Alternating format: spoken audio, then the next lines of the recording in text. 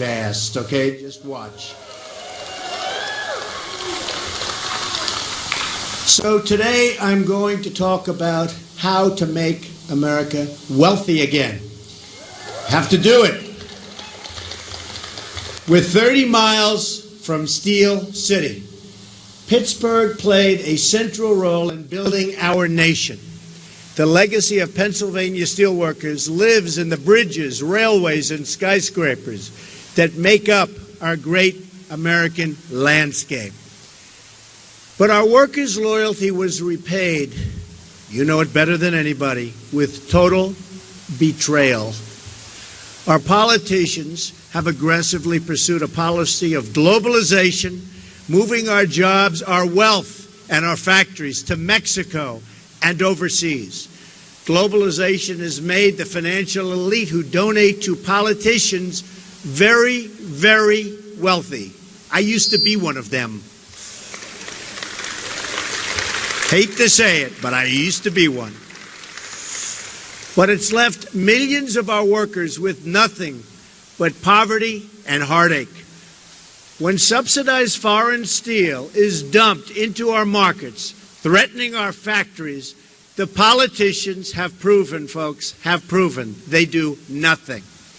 For years, they watched on the sidelines as our jobs vanished and our communities were plunged into depression-level unemployment. Many of these areas have still never recovered and never will unless I become president. Then they're going to recover fast. Our politicians took away from the people their means of making a living and supporting their families. Skilled craftsmen and tradespeople and factory workers have seen the jobs they love shipped thousands and thousands of miles away. Many Pennsylvania towns, once thriving and humming, are now in a state of total disrepair. This wave of globalization has wiped out totally our middle class. It doesn't have to be this way. We can turn it around, and we can turn it around fast.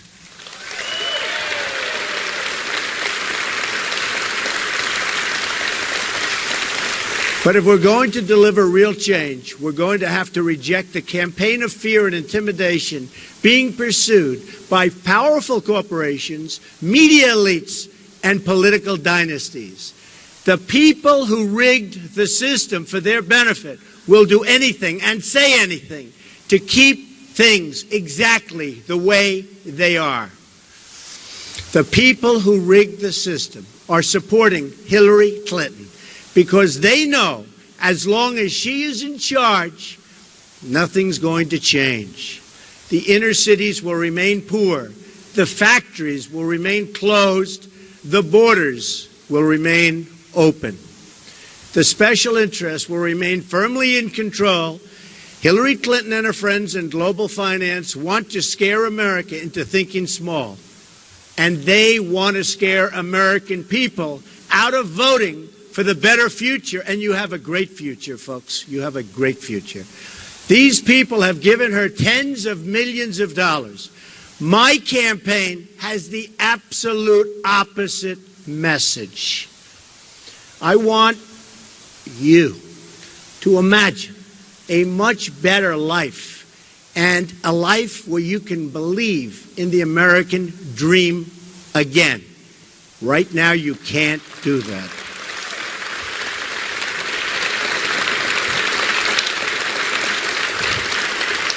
I want you to imagine how much better our future can be if we declare independence from the elites who led us from one financial and foreign policy disaster to another. Our friends in Britain recently voted to take back control of their economy, politics, and borders.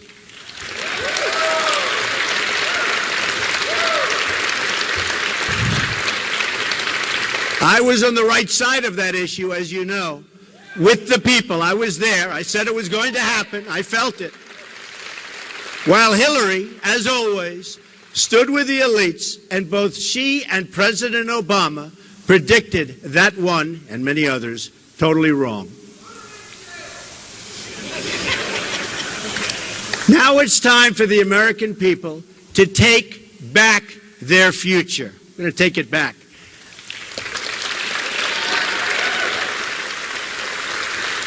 That's the choice we face.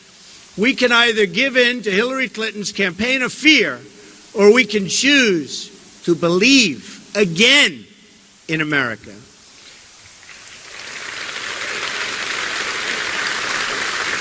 Very sadly, we lost our way when we stopped believing in our country. America became the world's dominant economy by becoming the world's dominant producer. You know that from right here, right in this plant.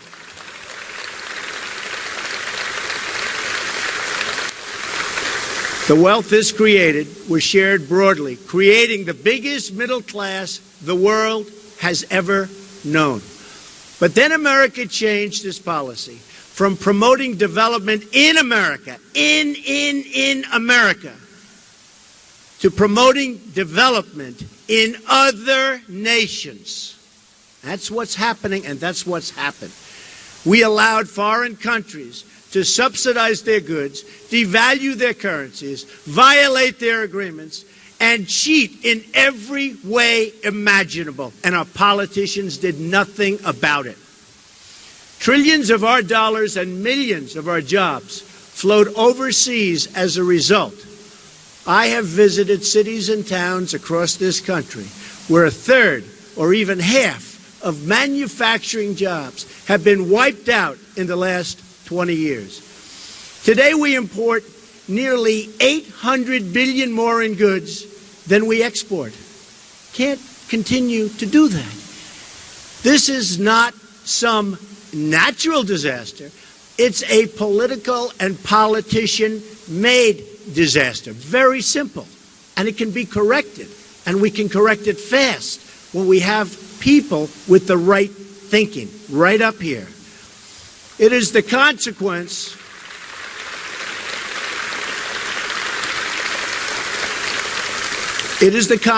of a leadership class that worships globalism over Americanism. This is a direct affront to our founding fathers, who America wanted to be strong. They wanted this country to be strong, and they wanted it to be independent, and they wanted it to be free.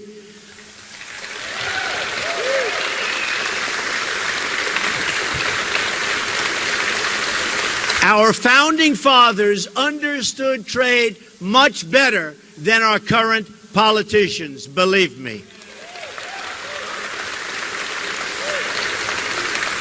George Washington said that the promotion of domestic manufacturing will be among the first consequences to flow from an energetic government. Alexander Hamilton spoke frequently of the expediency of encouraging manufacturing in the United States.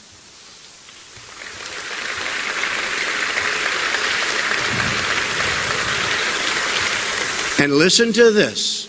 The first Republican president, Abraham Lincoln, warned that, quote, the abandonment of the protective policy by the American government will produce want and ruin among our people. He understood it much better than our current politicians. That's why he was Abraham Lincoln, I guess.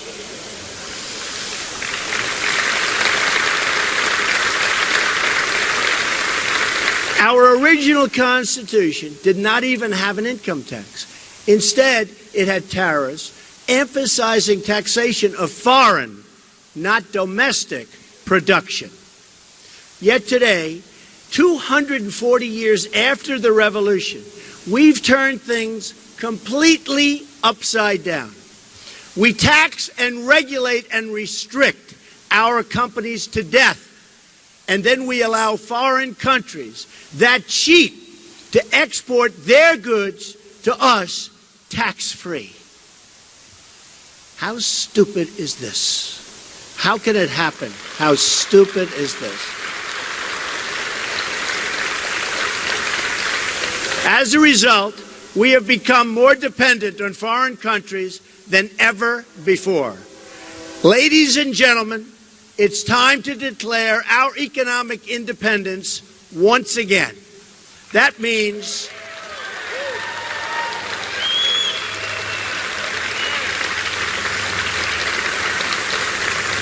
voting for Donald Trump.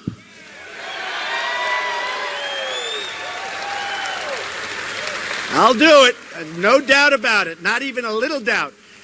It also means reversing two of the worst legacies of the Clinton years. America has lost nearly one-third of its manufacturing jobs since 1997, even as the country has increased its population, think of this, by 50 million people. At the center of this catastrophe are two trade deals pushed by Bill and Hillary Clinton. First, the North American Free Trade Agreement, or the disaster called NAFTA. Second, China's entry into the World Trade Organization. NAFTA was the worst trade deal in the history. It's like the history of this country.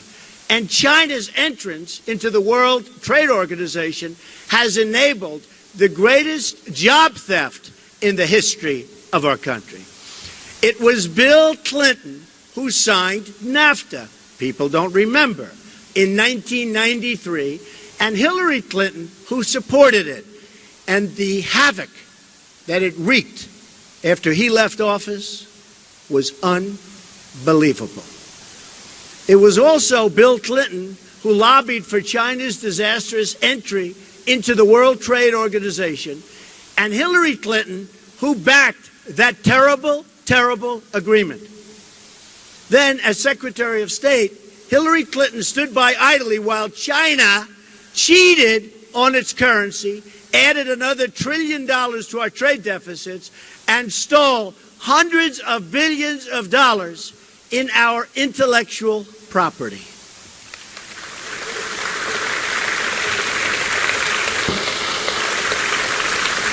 And I've been talking about China for many years. And you know what? Nobody listened, but they're listening now. That I can tell you.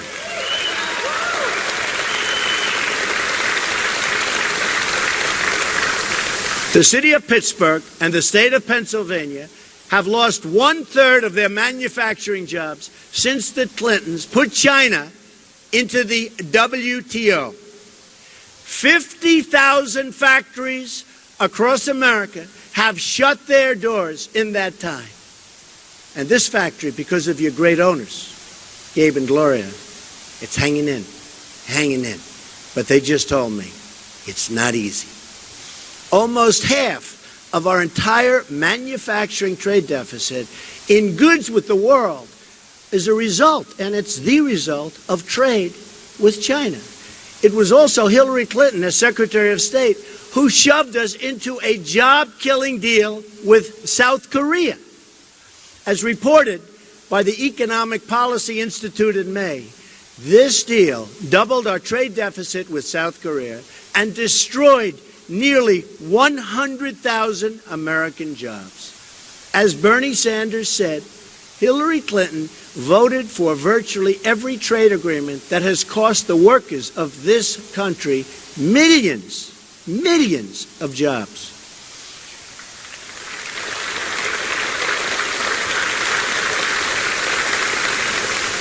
Trade reform and the negotiation of great trade deals is the quickest way to bring our jobs back to our country.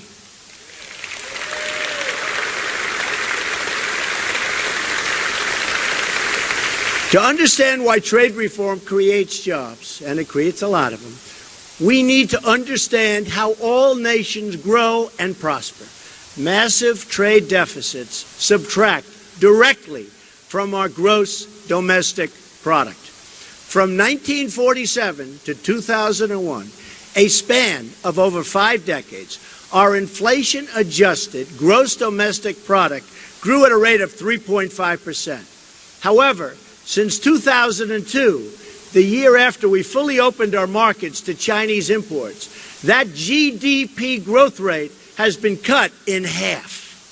What does this mean for Americans? Not good. For every 1% of GDP growth we fail to generate in any given year, we also fail to create over 1 million jobs. What a waste. What a waste. And what a sad, sad thing.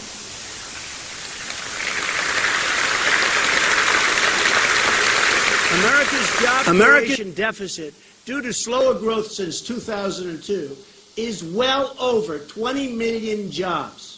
And that's just about the number of jobs our country needs right now to put America back to work at decent wages. Wages are very low because there's no competition, and they're going to go up because we're going to thrive again as a country.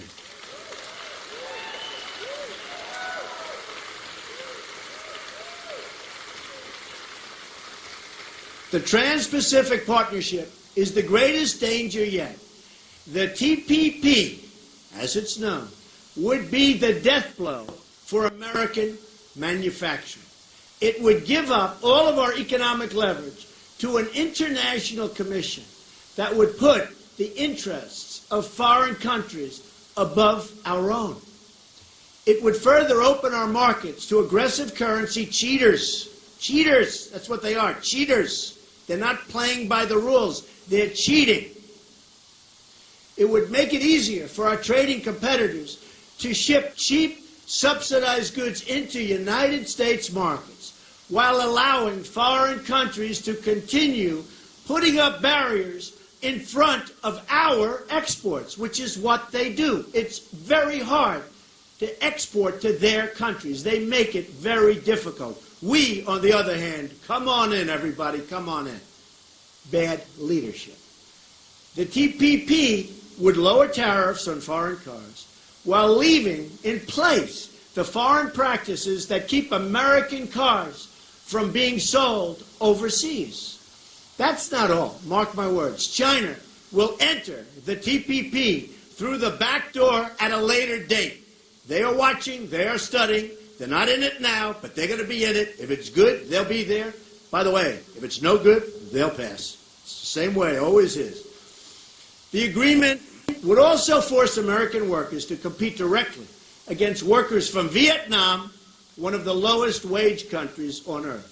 Not only will the TPP undermine our economy, but it will undermine our independence. That's what's happening.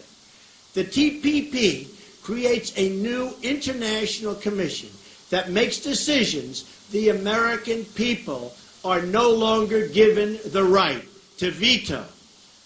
These commissions are great for Hillary's Wall Street funders, who can spend vast amounts of money to influence the people on the commissions and the outcomes.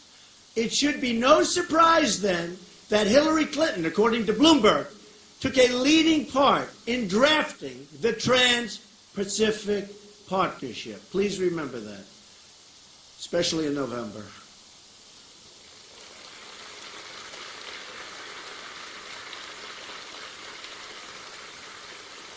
She praised or pushed the TPP on 45 separate occasions and even called it the gold standard. Hillary Clinton was totally for the TPP just a short while ago, but when she saw my stance, which is totally against, she was shamed into saying she would be against it too.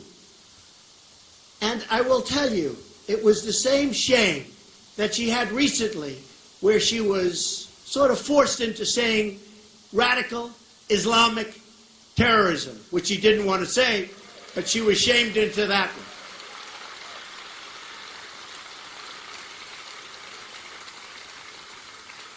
But have no doubt that she will immediately approve it if it's put before her. And that is guaranteed.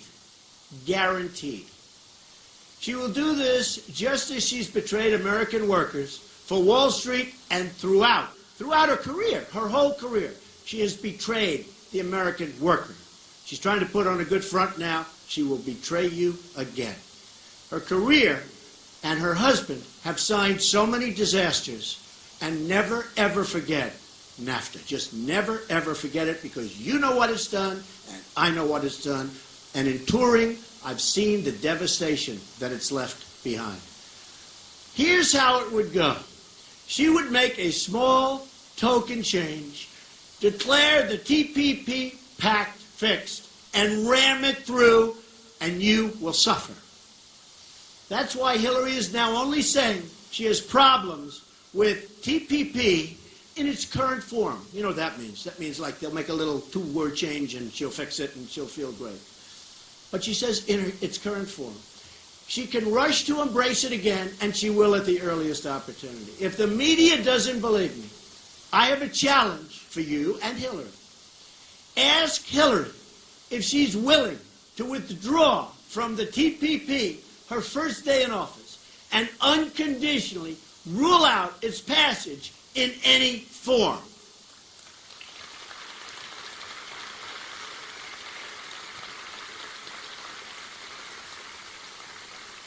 There is no way to fix TPP. We need bilateral trade deals. We do not need to enter into another massive international agreement that ties us up and binds us down like TPP does.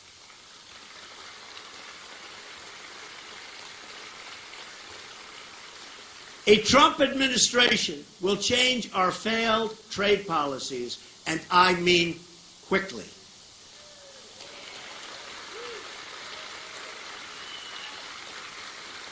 Thank you.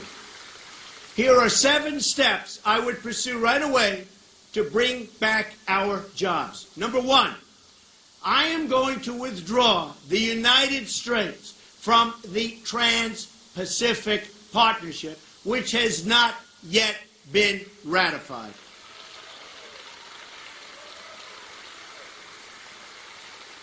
I'm going to appoint the toughest and smartest, and I know them all, trade negotiators to fight on behalf of American workers.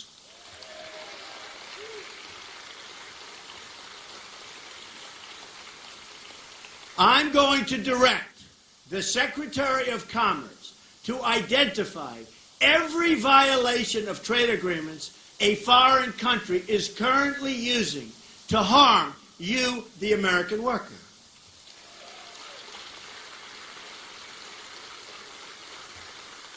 I will then direct all appropriate agencies to use every tool under American and international law to end these abuses. And abuse is the right word.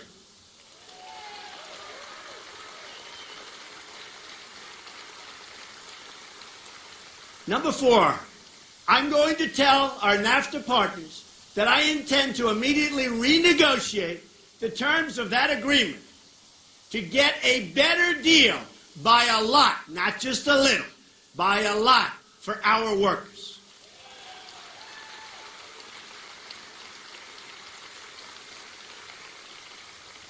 And if they don't agree to a renegotiation, which they might not, because they're so used to having their own way, not with Trump, they won't have their own way, then I will submit under Article 2205 of the NAFTA agreement that America intends to withdraw from the deal.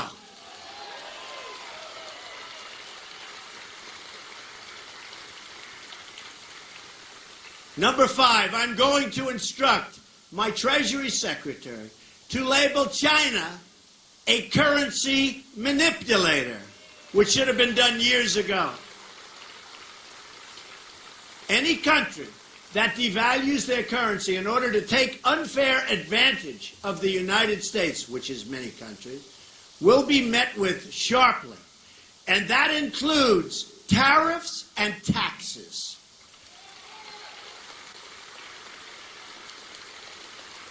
Number 6, I'm going to instruct the U.S. Trade Representative to bring trade cases against China, both in this country and at the WTO.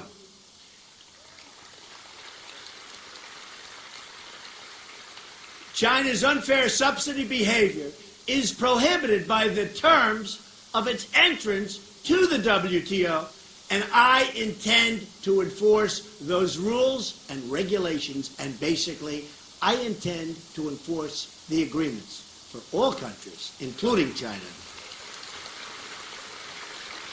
7, if China does not stop its illegal activities, including its theft of American trade secrets, I will use every lawful president.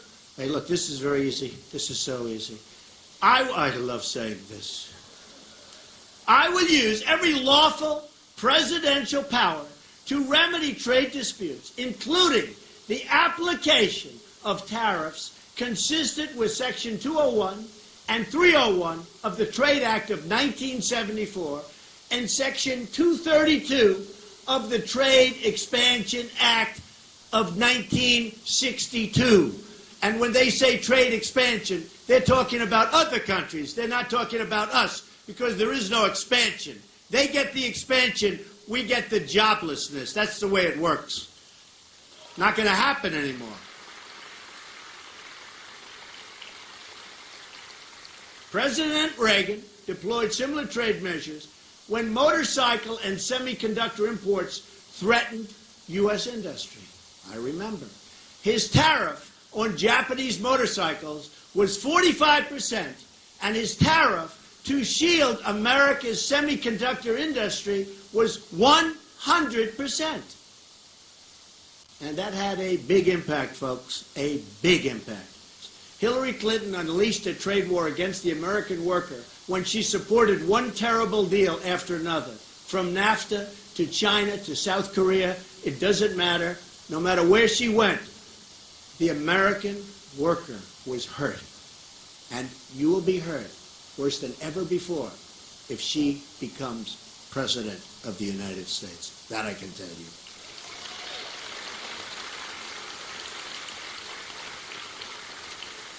A Trump administration will end that war by getting a fair deal for the American people and the American worker.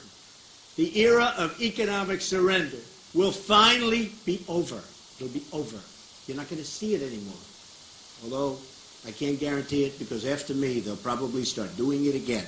But we will have 4 and maybe 8 great, great, great productive years, and we'll never go back, and we'll make sure we never go back.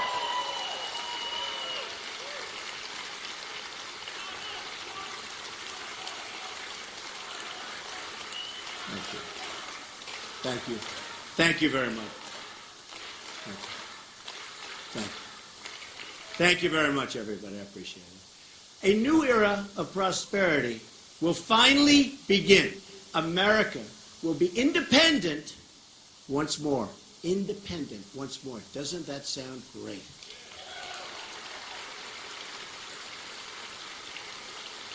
Under a Trump presidency, the American worker will finally have a president who will protect them and fight for them.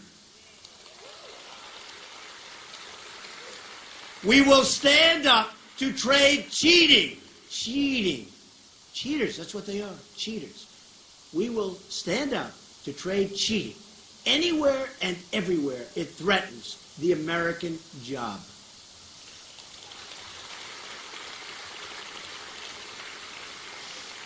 We will make America the best place in the world to start a business. We'll hire workers, and we'll open factories, and we'll get rid of these horrible regulations that make it impossible to do business in this country.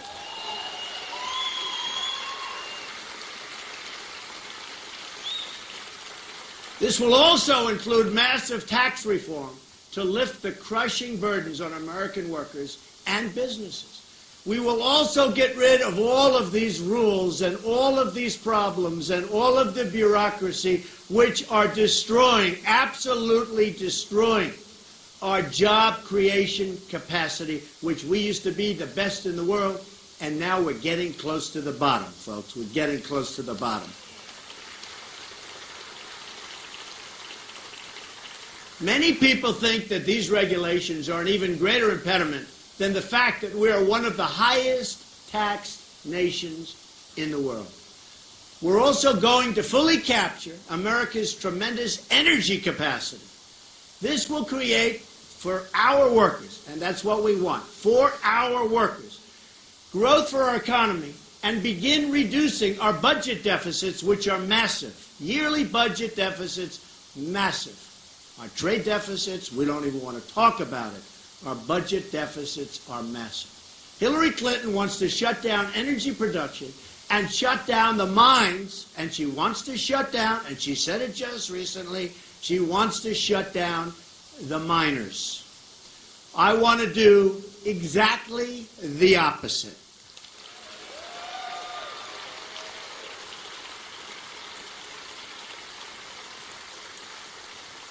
A Trump administration will also ensure that we start using American steel for American infrastructure.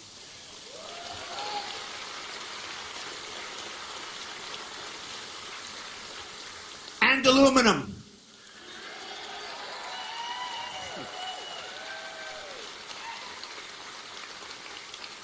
Just like the American steel from Pennsylvania that built the Empire State Building. That's what we're going to do. It built the Empire State Building.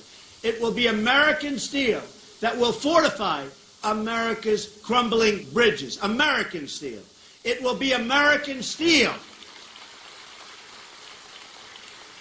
It will be American steel that sends our skyscrapers soaring, soaring into the sky. Beautiful sight. More beautiful with American steel. It will be American steel that rebuilds our inner cities.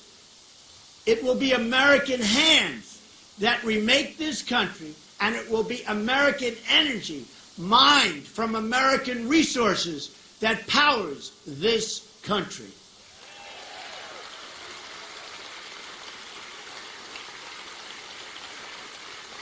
It will be American workers who are hired to do the job.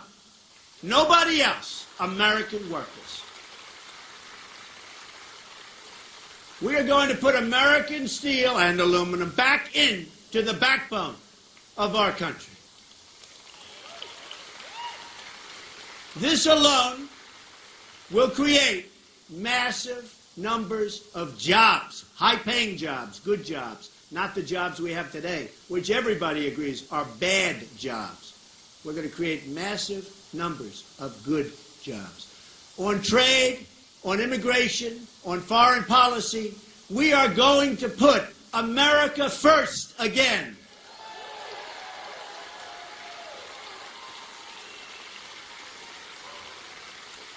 We are going to make America wealthy again.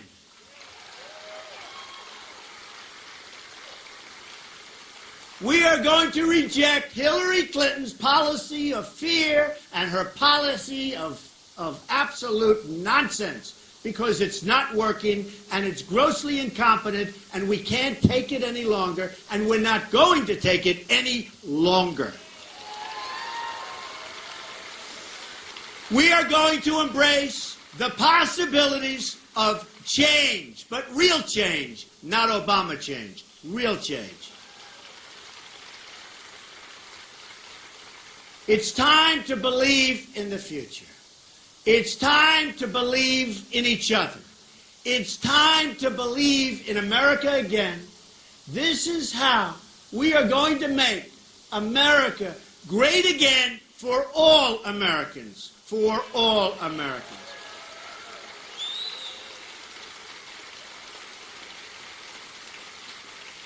We're going to make America great again for everyone.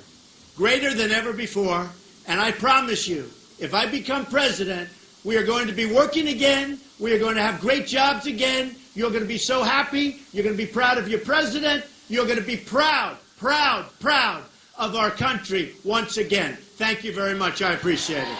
Thank you. Thank you very much. I appreciate it. Thank you.